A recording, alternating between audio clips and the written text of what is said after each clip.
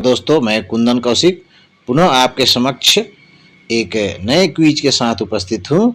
तो चलिए शुरुआत करते हैं बिना समय गंवाए हुए। आपके सामने दिखाई दे रहा है सक्षमता क्विज 05 ना। इसमें 40 क्वेश्चन पे हम लोग डिस्कस करेंगे। चलिए, यहाँ सामने एक क्वेश्चन आपके सामने दिखाई दे रहा है। Choose the word opposite in meaning from the given option. Threat. Threat मतलब धमकी होता है, इसका मीनिंग निकालना है। Manage, thoughtful, safety, prosper. Meaning के हिसाब से आप समझ सकते हैं क्या आंसर होगा।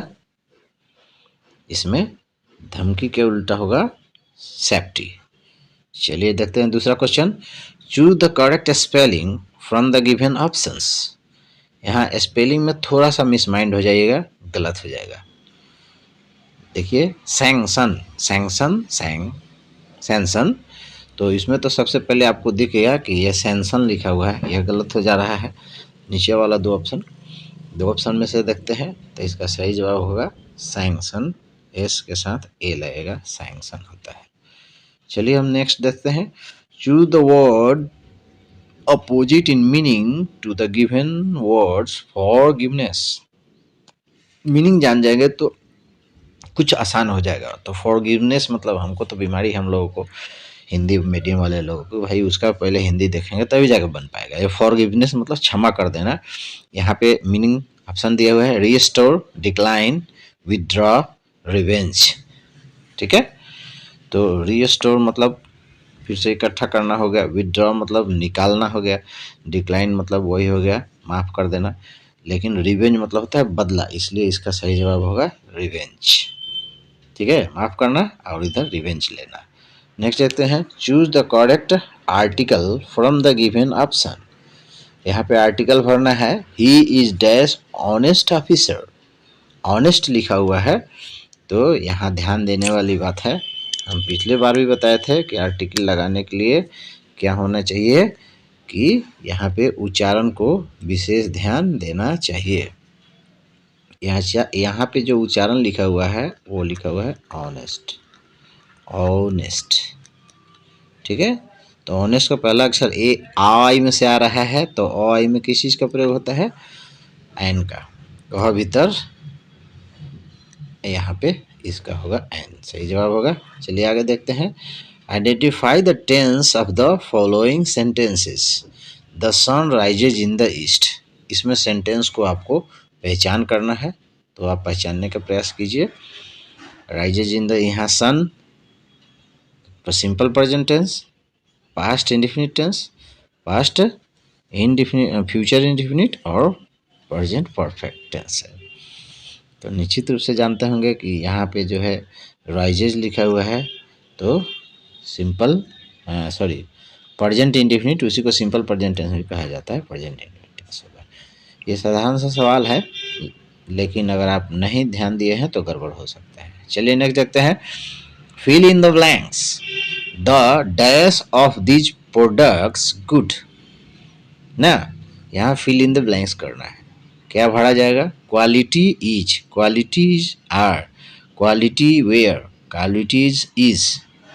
तो यहाँ आपके सामने जो यह दिखाई दे रहा है, वहाँ पे तो सबसे बड़ी गलती हो सकता है कि यहाँ पे देख रहे हैं कि क्वालिटीज लगाया हुआ है लेकिन इज है, तो यह हो ही नहीं सकता है।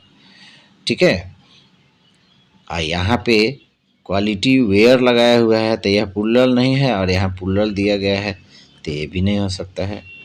उसके बाद यहाँ क्वालिटी सिंगुलर लिखा हुआ है, यहाँ आर लगाया हुआ है, तो सिंगुलर के साथ आर होगा ही नहीं, और इस प्रकार सही जवाब क्या होगा, क्वालिटी इज। किस तरह से हो रहा है वो उस पर ध्यान देंगे। चलिए आगे देखते हैं। यहाँ कह रहा है निम्न में से संख्या 199 का रोमन अंकों में सही निरूपण क्या है। ठीक है, तो रोमन अंकों में सही निरूपण के लिए अगर आपको सही जानकारी होना ही चाहिए, ये क्लास 5 में है ना, कि सी का मतलब क्या होता है 100, एल मीन्स 50 होता है ना, तो 199 है, तो 199, तो सब सन 100, इसमें तो 200 हो जा रहा है, ये कट हो गया, यह होगा नहीं। इसमें 3 सी है तो ये भी कट हो गया। इसमें 1 सी है ना, इसमें एक सी है, तो एक सी है तो यहाँ पे जो है लगातार 4 सीरीज आया हुआ है, तो यह हो ही नहीं सकता क्योंकि लगातार 4 नहीं होता है, लगातार 4 सी भी नहीं होता है, रोमन अंक में 3 ही होता है ना, तो उसका यह नियम है।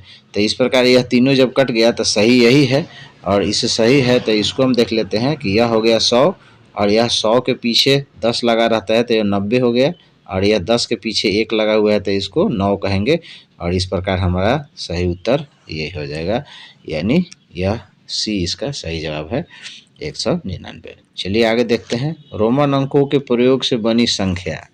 अब यहाँ पे जोड़ घटाव गुना भाग वाली समस्या आपके सामने जो आ रही है उसको हम देखते हैं क्या है। तो यहाँ यह जो संख्या दिया हुआ है वो कितना है 21, पहले ब्रैकेट की क्रिया करते हैं और प्लस आ गया, यहाँ पे है 10 और 5 15, तो ये टोटल जोड़ने पर कितना हो जाएगा, यह हो गया 6 और 2 1 3 36 हो गया ना, और ना यहाँ पे ब्रैकेट में सॉरी यहाँ पे घटाना है ना, यहाँ पे घटाना है, यह जो है घटाव की क्रिया है, यहाँ थोड़ा गलती हो गया था, यहाँ क्या करेंगे हम घटाएंगे, ठीक है। तो पुनः हम आते हैं यहाँ पे फिर से एक बार, यहाँ पे कितना आया आपका 21 माइनस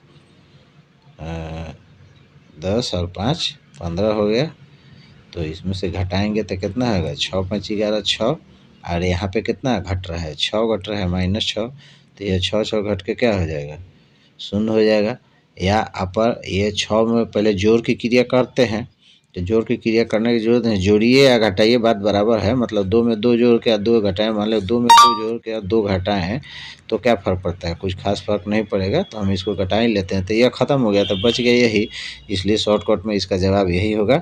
और उसको देखने के लिए हम सिर्फ इसको देखते हैं कि एक सब्स्टिट्यूट किधर है, तो इसको यहाँ छोड़ के बाकी इसमें कहीं नहीं है, ये सब कट जा रहा है, और इस प्रकार सही जवाब इसका ये हो जाएगा पहला। चलिए देखते हैं, अब कह रहा है कि शशि अपनी कार 45 किलोमीटर प्रति घंटा की गति से चलाता है, ठीक है। तो कह रहा है कि इसमें 12 किलोमीटर चलाने में वह कितना समय मिनटों में लेगा, मिनटों में, यहाँ मिनटों की बात यहाँ पे आ रही है, तो हम सबसे किलोमीटर प्रति घंटा दिया हुआ है, तो हम स्पीड पहले यहाँ निकाल लेते हैं, तो स्पीड बराबर क्या होता है डिस्टेंस बटा टाइम हो जाता है ना, तो डिस्टेंस कितना है इसका 45/4 ना। अब हमारा दूसरा जो कह रहा है कि 12 किलोमीटर चलाने में, 12 किलोमीटर चलाने में वह कितना समय लेगा, अब हमारा दूरी कम हो जा रहा है, तो हम इसमें समय निकालना है टाइम, तो टाइम बराबर क्या हो जाएगा d/t, d/s डिस्टेंस बटा स्पीड, d/स्पीड हो जाता है, तो डिस्टेंस कितना है आपका 12 किलोमीटर, और वही आपका स्पीड टाइम तो वही है, तो 3/4 हो जाएगा ना, तो ये आपका हो जाएगा 12, और ये उधर जाएगा तो 4 ऊपर चले जाएगा, 3 नीचे आ जाएगा, तो यह कट जाएगा 3 से 4 3 12, तो कितना हो जाएगा 4 चौका 16, यानी आपका 16 मिनट हो जाएगा, ठीक है, सही जवाब 16 मिनट हो जाएगा। फिर आगे देखते हैं, अगला सवाल है कि रमन जो है यहाँ 40 मिनट जो है, रमन जो है यहाँ पे क्या कर रहा है 40 मिनट में 24 किलोमीटर की दूरी तय करता है, यदि वह अपनी गति 4 किलोमीटर प्रति घंटा बढ़ा देता है, घंटा बढ़ा देता है, तो 4 किलोमीटर प्रति घंटा बढ़ा देता है, तो उसी दूरी को तय करने में, सेम दूरी है, कितना समय लगेगा मिनट में, तो मिनट में है और यहाँ भी मिनट में दिया हुआ है, लेकिन यहाँ जो दिया हुआ है यह किलोमीटर में दिया हुआ है प्रति घंटा, तो हम उसको पहले क्या करेंगे, इस मिनट को जो है इसको हम किस में बदल लेंगे, मिनट में बदल लेंगे, पहले इस 40 मिनट को घंटा में बदल लेंगे ना, तो 40 मिनट को घंटा में बदलने के लिए हम क्या करते हैं, पहले कि 40/60 कर लेते हैं, 40/60 ना, तो यह कट जाएगा, 20 दूना 40 है, 20 3 60, यानी 2/3 आवर्स हो गया है, 2/3 घंटा दूरी तय करता है 24 में। तब हम इसका क्या निकाल सकते हैं, हम स्पीड आसानी से निकाल सकते हैं ना। स्पीड निकाल लेते हैं, इसको स्पीड निकालते हैं हम। तो स्पीड बराबर क्या हो जाता है, जगह थोड़ा कम है तो उसी में बनाना है, इसको हमको समझना है। स्ट्रेच बटा डिस्टेंस बटा टाइम, ठीक है। तो डिस्टेंस कितना तय कर रहा है 24, और टाइम कितना आया हुआ था 2/3, तो यह पलटी हो जाएगा नीचे, यहाँ टी की जगह पर 2/3 लिखा जाएगा, तो यह पलटी हो जाएगा, ऊपर 3/2 हो जाएगा, तो यह कट के आ जाएगा कितना 12 दूना के 24, तो 36 किलोमीटर हो गया। ये इसका स्पीड हो गया 36 किलोमीटर प्रति घंटा, यह स्पीड हो गया। लेकिन अब कह रहा है अगला कंडीशन में कि 4 किलोमीटर स्पीड जो है वह बढ़ा देता है। तो अब क्या हो जा रहा है कि स्पीड, और इसमें क्या पूछ रहा है, टाइम पूछ रहा है। तब यहाँ दूसरा फॉर्मूला लगाएंगे, टाइम बराबर डिस्टेंस बटा स्पीड, ठीक है। तो अब डिस्टेंस आपका कितना हो जा रहा है 24 ना, 24 वही है, डिस्टेंस आपका वही है, लेकिन यहाँ क्या बढ़ जा रहा है ना, डिस्टेंस इतना बटा 40 गुने 60 ना। हाँ, तो 4 किलोमीटर प्रति घंटा बढ़ा देता है, वह अपनी गति को बढ़ा देता है। स्पीड, यहाँ जो स्पीड है वह जो है 4 किलोमीटर बढ़ा देता है। तो पहले यहाँ कितना था 36, अब हो गया 40, 4 बढ़ गया तो ना, समझ में आ रहा है ना। यहाँ 36 किलोमीटर है और यहाँ पे स्पीड 4 किलोमीटर बढ़ जा रहा है, तो 36 की जगह अब 40 हो गया। अब इसको काटते हैं यहाँ से, तो ऊपर चला गया 3 ना, और नीचे आ गया 5, 8 तिरिके 24 और 8 पचे 40। तो ये जो है यहाँ पे आ गया आपका 3/5, गुने मिनट से हम गुना कर देंगे 60 से, तो यह इससे से कट जाएगा 12 पचे 60 ना, तो फिर ये इसी से गुना जाएगा बढ़ते या 36, ये आपका 36 जवाब इसका हो जाएगा। चलिए हम आगे देखते हैं फिर। अब आपके सामने यहाँ पे दिया हुआ है 12, 15, 19 के प्लस 2 संख्याओं का औसत 13 है।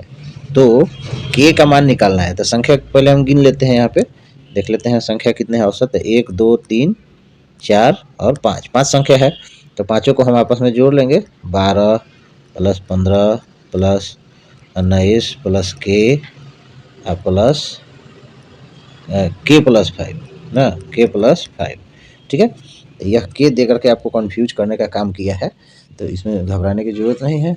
सबको हम क्या करेंगे आपस में जोड़ देंगे, ठीक है। तो सबको जब जोड़ेंगे और टोटल बटा संख्या कितना है 5, तो बटा 5 कर देंगे, बराबर कितना होना चाहिए 13 होना चाहिए। यह आपका 13 इधर दिया गया है, तो टोटल को हम जोड़ेंगे, तो टोटल को जोड़ कर देखते हैं तो कितना आएगा आपका 12, 15, 19 और यहाँ पे 5 ना। इसको हम बनाने का प्रयास करते हैं। तो 12, 15, 19 कितना हो जाएगा, 9, 5, 14 2 16, 16 के 6, हाथ में 1, 1, 2, 3, 1, 4, 46 हो गया ना, यहाँ पे 46 हो गया। और आपका 46 के बाद आपका यहाँ के है ना, और यहाँ 5 है, तो यहाँ 2 के हो जाएगा और प्लस 5 इसमें जुड़ जाएगा, तो 46, 5, 51 हो जाएगा ना, तो 51 प्लस 2 के, ठीक है। यहाँ पे क्या हो जाएगा, तो गंदा हो गया, साफ कर लेते हैं। टोटल जोड़ हो रहा है आपका 51 प्लस 2 के हो गया, 51 प्लस 2 के अब बटा 5 बराबर 13, ठीक है। उसको टोटल जोड़ लेंगे तो ये हो गया आपका, तो इसे से गुना करेंगे तो 13 इंटू 5 हो जाएगा, या ऐसे क्रॉस मल्टीप्लिकेशन करेंगे तो हो जाएगा, तो 13 अब बराबर कितना हो जाएगा 51 प्लस 2 के, 51 प्लस 2 के हो जाएगा ना। तो यह 51 इधर है तो इधर आके घट जाएगा, तो 13 पचे यहाँ 65 हो गया और माइनस 51, तो 65 में से 51, 65 में से 51 घटा देंगे तो कितना हो जाएगा 14 हो जाएगा, 14 बराबर 2 के हो जाएगा। तो के का मान कितना हो जाएगा, यह 2 भाग गुना के रूप में है, इधर आएगा तो भाग के रूप में हो जाएगा, तो कट के कितना आ जाएगा 7 आंसर हो जाएगा इसका, ठीक है। चलिए आगे बढ़ते हैं। अब यहाँ पे दिया गया है कि 48, 50, 53, 55, 59 किलोग्राम भार वाले 5 मित्रों का औसत भार क्या है? औसत भार निकालना है। मित्र 5 हैं। क्लियर समझ में आपको आ गया कि सबको आपस में जोड़ देना है। इस प्रकार टाइम वेस्टिंग जो है मैथमेटिक्स हो सकता है, जिसमें आप घबरा जाएंगे। घबराना नहीं है, आराम आराम से जब हम औसत जान रहे हैं कैसे होता है तो ऐसा ही निकालेंगे। ये 50 हो गया और ये आपका 53 हो गया, ये आपका 55 हो गया और यहाँ पे 49 हो गया। ये जोड़ने की क्रिया जो है फटाफट करना पड़ेगा आपको ना। 50 और 3 53 हो गया, ठीक ठाक लिख रहे हैं, ठीक है। तो अब यहाँ पे देखते हैं 8 और 3 कितना हो गया? 11, और 11 में 5 जोड़ेंगे तो कितना हो जाएगा? 16 हो जाएगा। 16 में 9 जोड़ेंगे तो 25, 25 के 5 हाथ में बच गया 2, ठीक है। 2 को इसमें जोड़ेंगे तब इसको जोड़ना आसान है। ये 5 दिया कितना हो गया? 15 ना। ये हो गया 8, 15। ये दोनों मिला के 8 इसमें जोड़ देंगे तो 8 5 13, 23 हो गया ना। और हासिल 2 है तो 25 हो जाएगा। तो यहाँ हो गया आपका 25 ना। और टोटल 5 से डिवाइड कर देंगे तो 5 एकम ये इसे से कट जाएगा, 5 एकम 5 और यहाँ पे बचा है 25, यानी इसका कितना मान हो जाएगा? 51। तो यहाँ 51 इसका आंसर हो जाएगा। क्लियर। चलिए आगे देखते हैं। कह रहा है 4 अंकों की सबसे बड़ी संख्या तथा 3 अंकों की सबसे छोटी संख्या का योग बताना है। यहाँ पे छोटी संख्या बड़ी संख्या बहुत आसान सवाल है। 4 अंकों की सबसे बड़ी संख्या क्या होगा? 9999, 4 को 9 होता है। और 3 अंकों की सबसे छोटी संख्या यानी 000, ये 3 अंकों की छोटी संख्या हो गया। अब इसको जोड़ते जाएंगे तो यहाँ 9 होगा, यहाँ 9 होगा, यहाँ 9 होगा, यहाँ लास्ट में 10 हो जाएगा। तो ये हमारा आंसर क्या हो जाएगा? ये वाला हो जाएगा सही जवाब। चलिए हम आगे देखते हैं। अब यहाँ पे कह रहा है कि इससे ये जो संख्याएं दी गई है उससे बनी हुई संख्या कौन सी है? 0, 2, 5, 3 तथा 1 अंकों का प्रयोग करके बनने वाली 5 अंकों की सबसे बड़ी तथा सबसे छोटी संख्या का अंतर है। तो सबसे बड़ी संख्या से ही शुरू होगा। 5 हो जाएगा, 3 हो जाएगा, 2 हो जाएगा और 1 हो जाएगा और लास्ट में 0 हो जाएगा। ये बड़ी संख्या हो गई, इससे बड़ा नहीं होगा, इससे बड़ा होगा। अब इसे छोटा बनाना है तो 0 शुरू में तो लिख नहीं सकते, नहीं तो 4 अंक हो जाएगा, इसलिए हम 1 को लिखेंगे। ये हो गया, 2 हो जाएगा, 3 हो जाएगा और 5 हो गया। अब क्या कह रहा है कि इसका अंतर, मतलब इसको घटा देंगे और घटाते ही जैसे इसके लास्ट में आ गया आपका 5, तो 5 देख रहे हैं कि ये तो आपका गया, इसके लास्ट में 5 नहीं है। सवाल बनाते बनाते ऑप्शन भी देखते रहना चाहिए ताकि ज़्यादा मेहनत नहीं पड़े। तो जैसे ही यहाँ पे 5 आया, इसका मतलब इधर से हासिल लिया गया है, तो अब ये कितना हो गया? 10, तो 10 में से 3 गया 7। आप देख रहे हैं 75 इसके लास्ट में दिया हुआ है, इसका मतलब आंसर यही है। बाकी को देखना ही नहीं है, जोड़ घटाव कुछ करना ही नहीं है। आप कर सकते हैं, आपको फालतू टाइम है तो ये सही जवाब यही है। ये भी एक ट्रिक है जल्द से जल्द बनाने का, और समय मैथ पे जितना कम देंगे फिर आगे आपको मौका मिलेगा, ठीक है। तो कोई भी कॉम्पिटिटिव परीक्षा देते समय यह ध्यान दिया जाता है कि बाकी जो आपको आसान सब्जेक्ट आ रहा है उसको बना दीजिए फटाफट, और कम जो आपको बाकी वो समय बचेगा तो मैथ पे दे सकते हैं। चलिए आप यहाँ देखते हैं, कह रहा है नीचे दी गई संख्याओं में से कौन सी संख्या 3 से विभाज्य है? तो 3 से विभाज्य होने का क्या नियम है कि सभी अंक को आपस में प्लस प्लस करते हैं और देखते हैं कि वो 3 का विभाज्य हो रहा है तो विभाज्य होगा। तो यहाँ देखते हैं 5 1 6 8 6 14 और 14 और 9 23 और 3 26, तो 26 हो रहा है। यह 3 से विभाज्य नहीं है, तो यह संख्या विभाज्य नहीं है। दूसरा उसी तरह जोड़ते जाते हैं और हम तब देखते हैं ना, 1 1 2 1 1 2 और 7 2 9 9 3 12 और 4 12 4 16, ये भी नहीं है। इसको देखते हैं 2 1 3 और 3 6 और 4 10 10 भी नहीं है। इसको देखते हैं 3 3 6 और 7 13 और 6 और 9 से 2 21, तो 21 जो है 3 से डिवाइड होता है, कट जाएगा। इसका मतलब यही आंसर सही है। कोई ज़रूरी नहीं है कि हमेशा लास्ट में ही ऑप्शन रहे, इसमें लास्ट में है इसलिए थोड़ा टाइम लगा, हो सकता है बीच में ही आपका हो और चाहे पहला ही हो तो आंसर जल्दी मिल जाएगा और इस प्रकार ये जवाब हो जाएगा। अब आपका समय बच रहा है, आपके सामने देख रहे हैं कि पत्तियों का पीला रंग किस हार्मोन के कारण होता है? ऑक्सिन, जिबरेलिन, कैरोटीन और इथिलीन। तो ऑक्सिन फल को बढ़ाता है ना, ये जिबरेलिन तो है अलग है, कैरोटीन, हाँ तो कैरोटीन इसका सही जवाब है। एथिलीन फल पकाने वाला हार्मोन के नाम से जाना जाता है। अगला है मानव लार में पाया जाने वाला एंजाइम कौन सा है? Pepsin, ptyalin, lipase, trypsin. तो इसका सही जवाब क्या हो जाएगा? ट्राइलिन ना। पेप्सिन जो है अमाशय में पाया जाता है, लाइपेज अग्न्याशय में पाया जाता है और ट्रिप्सिन।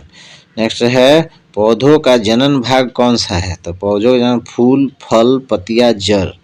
जनन भाग मतलब जहाँ पे स्त्री केसर और पुंकेसर पाए जाते हैं, तो फूल से ही बीज का निर्माण होता है और इसलिए फूल इसका सही जवाब होगा। अगला देखते हैं, उस विटामिन का नाम बताएं जो किसी भी मांसाहारी भोजन में नहीं मिलता है।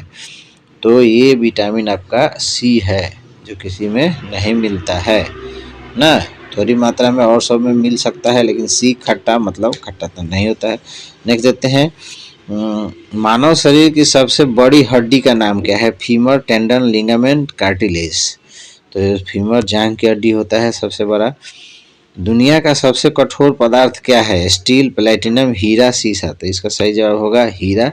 आगे चलते हैं, बच्चों का लिंग निर्धारण होता है। लिंग निर्धारण का मतलब, यहाँ लिंग निर्धारण से मतलब है कि लड़का लड़की किसके ऊपर निर्भर करता है? माता के गुणसूत्र द्वारा XX, DNA के द्वारा, पिता के गुणसूत्र XY द्वारा और ATP के द्वारा। तो सही जवाब होगा पिता के गुणसूत्र XY के द्वारा ना।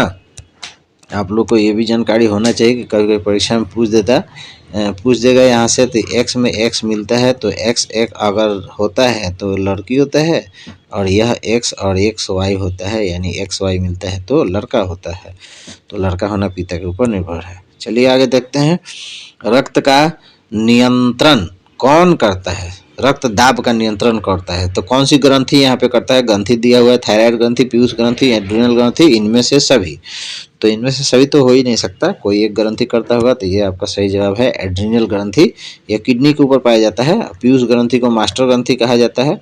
यह थायराइड ग्रंथि गर्दन में पाया जाता है। आगे चलिए देखते हैं, यही थायराइड ग्रंथि जो है आयोडीन की कमी से घेंघा रोग होता है। आगे चलते हैं, निम्नलिखित में से कायिक जनन किसमें पाई जाती है? कायिक जनन यानी उसके शरीर से जो है जनन की क्रिया होती है। आलू, अंगूर, ईख, इनमें से सभी। तो इसका सही जवाब क्या होगा? इनमें से सभी। आलू का भी बॉडी काट के बो दिया जाता है, अंगूर का लत्तर बोया जाता है, ईख का पेड़ काट के जमीन में बो दिया जाता है। तो ये तीनों में कायिक जनन पाया जाता है। अगला है, निम्नलिखित में से किसमें एक लिंगी पुष्प होता है? एक लिंगी का मतलब या तो नर रहेगा या तो मादा रहेगा। नर और मादा दोनों एक ही फूल में नहीं होता है। तो इसका सही जवाब इसमें से देखिए क्या होगा? मक्का, गेहूं, धान, सरसों ना। तो इसका सही जवाब है मक्का ना। मक्का में आप लोग देखे होंगे कि मक्का का जो पेड़ होता है ऐसा, तो इसमें मोचा पकड़ता है ऐसा, और ऊपर की तरफ क्या रहता है? धनहारा रहता है। तो ऊपर वाला जो होता है वो क्या रहता है? ही रहता है, और नीचे जिसमें बाल पकड़ता है वो क्या रहता है? सी रहता है। ठीक है, तो यहाँ यह चीज़ ध्यान देना है। और दूसरा चीज़ भी, आप एक लिंगी पुष्प को यहाँ पे देख पहचान भी सकते हैं ना। गेहूँ का देखे होंगे तो गेहूँ का जो बीज होता है उसमें ही फूल निकला रहता है। धान का भी उसी तरह, धान के गाभा में जो है फूल रहता है, और फूल से उस सरसों भी वैसे ही देखते हैं कि फूल झड़ जाता है और सरसों उसमें से तैयार हो जाता है। उसी तरह अनार भी देखे होंगे, बहुत सारा चीज़ है, कन्फ्यूजन नहीं होना चाहिए। चलिए आगे देखते हैं, सिंधु घाटी सभ्यता के नगरों में सबसे पहले किसकी खोज हुई? तो सबसे पहले हुई हड़प्पा की खोज हुई ना। मोहनजोदड़ो, कालीबंगा, लोथल दिया हुआ है, तो सबसे पहले हड़प्पा की खोज है, इसलिए उसे सिंधु घाटी को हम हड़प्पा सभ्यता भी कहते हैं। रखालदास बनर्जी के द्वारा 1921 में खोजा गया था ना। मोहनजोदड़ो का अर्थ होता है मृतकों का टीला। यहाँ ये भी इम्पोर्टेंट क्वेश्चन आता है कभी कभी। चलिए आगे देखते हैं, हड़प्पा सभ्यता के पतन के बाद किस युग का प्रारंभ हुआ? ऋग वैदिक युग, उत्तर वैदिक युग, वैदिक युग और नवपाषाण युग। क्या जवाब होगा? तो इसका सही जवाब होगा वैदिक युग। उसके बाद आता है कुल उपनिषदों की। वैदिक युग जो है 1500 से 1000 के बीच में आता है, और हड़प्पा वाला 2300 से 2700 पुराना ईसा पूर्व दिखाया जाता है। चलिए उसके बाद है, कुल उपनिषदों की संख्या कितनी है? 4 उपनिषद हैं, 8 हैं, 108 है, 6 है। ना। इसमें बहुत लोग कंफ्यूज हो जाते हैं। 4 तो वेद है, 8 जो है दूसरा कुछ हो सकता है, और यहाँ पे 108 उपनिषद है, 6 पुराण है ना। 6 शास्त्र हैं, वेद। आगे चलिए देखते हैं, निम्नलिखित में से कौन सिंधु की सहायक नदी नहीं है। सिंधु नदी जहाँ पे इंडस सिविलाइजेशन था, तो सतलज, रावी, नर्मदा और सरस्वती। सही जवाब बताइए क्या होगा। इसका सही जवाब होगा नर्मदा नदी। दक्षिण भारत में बहती है, और जबकि आप लोग जानते हैं सिंधु नदी जो है हमारे हिमालय से निकलते हुए पाकिस्तान से होते हुए जाकर अरब सागर में गिर जाती है, तो वो तो दक्षिण भारत में जाती ही नहीं, तो उसका सवाल ही नहीं है। बाकी ये सतलज, रावी और सरस्वती नदी जो है इधर राजस्थान, हिमाचल प्रदेश इधर के बहता है। आगे चलिए, बहुत ज़्यादा इंपॉर्टेंट क्वेश्चन आपके सामने है 30 नंबर कि सत्यमेव जयते किस उपनिषद से लिया गया है। बृहदारण्य उपनिषद, ऐतरेय उपनिषद, छंदोग उपनिषद और मुंडको उपनिषद। तो इसमें सबसे ज़्यादा इंपॉर्टेंट है आपका, इसका सही जवाब है मुंडको उपनिषद। मुंडक उपनिषद यहाँ पे लिखा है, मुंडको उपनिषद, शॉर्ट में मुंडक प्लस उपनिषद को ऐड कर दिया जाता है तो मुंडको उपनिषद लिखा हुआ रहता है। शांति निकेतन की स्थापना 1901 ईस्वी में किसने किया। स्वामी विवेकानंद, जवाहरलाल, रविंद्रनाथ टैगोर और महात्मा गांधी। तो आप इसका सही जवाब बता सकते हैं, क्या होगा। सही जवाब होगा रविंद्रनाथ टैगोर। ठीक है, 2 in 1 क्वेश्चन। शांति निकेतन की स्थापना कब हुई, 1901 में, और रविंद्रनाथ टैगोर ने किया। चलिए आगे देखते हैं, बिहार के 5वें और उत्तर बिहार के प्रथम कॉलेज लंगट सिंह की स्थापना 1899 ईस्वी में हुई। यह कहाँ है, लंगट सिंह कॉलेज कहाँ है। भागलपुर, हाजीपुर, पटना, मुजफ्फरपुर। तो इसका भी जवाब जानते होंगे बहुत सारे लोग, लेकिन ये नहीं जानते होंगे कि यह 1899 में स्थापना हुआ, और यह बिहार का, उत्तर बिहार का प्रथम था और पूरे बिहार का 5वां था। तो मुजफ्फरपुर सही जवाब है। चलिए आगे देखते हैं 33 नंबर क्वेश्चन, पटना का कॉलेजिएट हाई स्कूल बिहार का प्रथम आधुनिक स्कूल था। इसकी स्थापना कब हुई, अंग्रेज के समय में हुआ था। 1832, 1835, 1836, 1850। तो सही जवाब क्या होगा, 1835। आगे देखते हैं, इनमें से किसका उच्चारण स्थान कंठ है। कंठ, क ख ग न ल स, ख अ ग उपरोक्त सभी। तो सही जवाब इसका होगा उपरोक्त सभी। इनमें से कौन द्वंद्व समास है। द्वंद्व समास 2 शब्द रहते हैं, चरण कमल, त्रिदेव, चाल चलन, लंबोदर। तो इसका सही जवाब है चाल चलन ना। इसमें एक का अर्थ होता है और दूसरा उससे मिलता जुलता शब्द दिया हुआ रहता है, तो यह है चाल चलन। आगे देखते हैं, हिंदी भाषा किस लिपि में लिखी जाती है। देवनागरी लिपि, खरोष्ठी लिपि, ब्रह्मी लिपि, महाजनी लिपि। तो ये तो ज़्यादातर लोग जानते होंगे, यह होगा देवनागरी लिपि। रेफ की दृष्टि से अशुद्ध वर्तनी रूप है। गवर्नर, मुहर्रम, अंतर्गत, आकर्षक, आकर्षण। तो इसका सही जवाब होगा मुहर्रम। मुहर्रम में गलत है, यहाँ पे एक और वाव होना चाहिए था ना। चलिए देखते हैं, लिंग की दृष्टि से अशुद्ध वर्तनी कौन सा है। इसमें लिंग की दृष्टि से यानी स्त्रीलिंग है श्रीमती, अनाथिनी, सुलोचनी और हथिनी। सुलोचना लिखा हुआ है, तो कुछ लोग कंफ्यूज होकर सुलोचना मार देंगे, तो ये गलती कर देंगे आप। अनाथिनी में हर्षिकार हो जाता है ना, अनाथ के अनाथिनी होता है, तो यह सही जवाब इसका यही है, हर्षिकार होना चाहिए, गलत दिया हुआ है। निम्नलिखित में सुलोचना का क्या अर्थ होगा। सुलोचना चंचल, मृदुभाषी, सुंदर आंखों वाली, सुडौल शरीर वाला। तो पहले तो यहाँ शरीर वाला लिखा हुआ है, सुलोचना जब स्त्रीलिंग है तो वाली होना चाहिए, तो मृदुभाषी, और इसमें हो सकता है चंचल तो होगा ही नहीं, तो सुंदर आंखों वाली। सु मतलब सुंदर और लोचन मतलब आंख होता है। नेक्स्ट और लास्ट क्वेश्चन आपके सामने आ गया, निम्नलिखित में अधिगम का क्या अर्थ होता है। और ये बहुत इंपॉर्टेंट क्वेश्चन है शिक्षकों के लिए। सिखाना, सीखना, ज्ञान और शिक्षा। तो इसका सही जवाब क्या हो सकता है, ज़्यादातर लोग जानते होंगे, और सीखना सिखाना में ज़्यादातर लोग कंफ्यूज हो रहे होंगे, तो सही जवाब है इसका सीखना। इसी के साथ ही यह क्विज जो है समाप्त हुआ। नेक्स्ट क्विज को लेकर के मिलेंगे, तब तक के लिए कुंदन जी को इजाज़त दीजिए, धन्यवाद।